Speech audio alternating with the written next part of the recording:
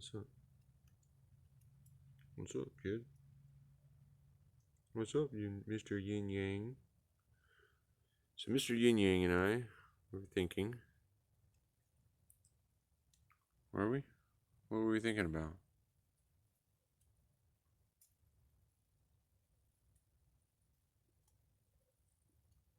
Ah, we were thinking of nothing.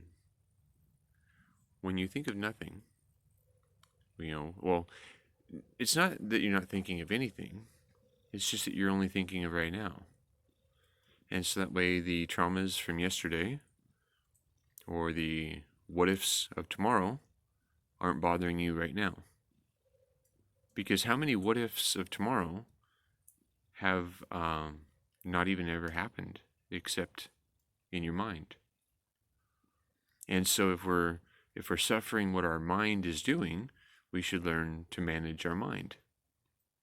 And learning to manage our mind happens when we can learn to laugh at ourselves, right? We shouldn't take this this idea of who we are so seriously, because if we are too serious about what we do in our life, and when we're dragging along all of the failed expectations, resentments, anger of the past, we're polluting our now moment. And if we can focus, maybe this isn't the best place to be filming a video, right? Like this. Anyway, so let's move over here somewhere. So that way we're not gonna risk getting got by the last bit of snow.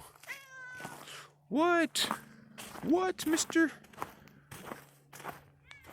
What, big guy? Huh? Anyways, the right now moment. The right now moment happens right now and right now and right now.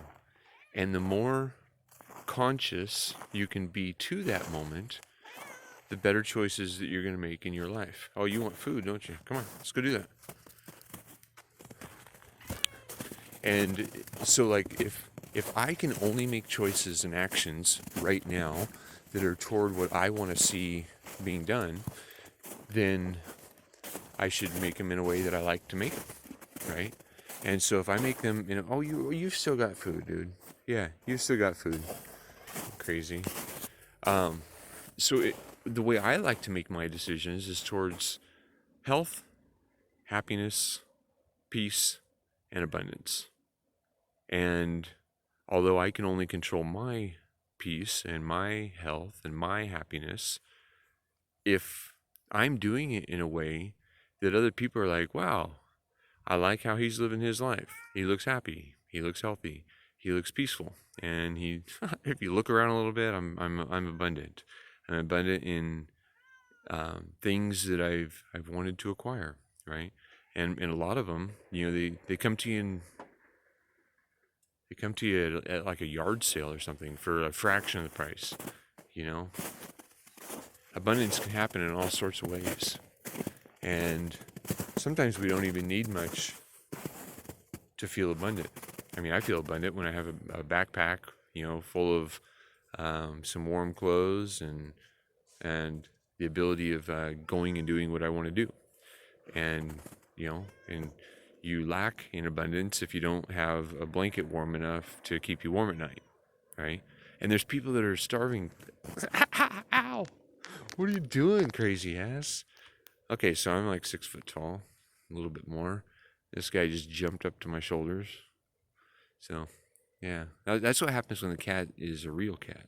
I mean, he's solid. He's like a real, like a wild cat, because he's never lived inside. I brought him inside one time, and he he just cried. He's like, "No, get that! I don't want to be in this cage.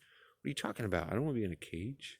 I don't like walls that confine me to a room."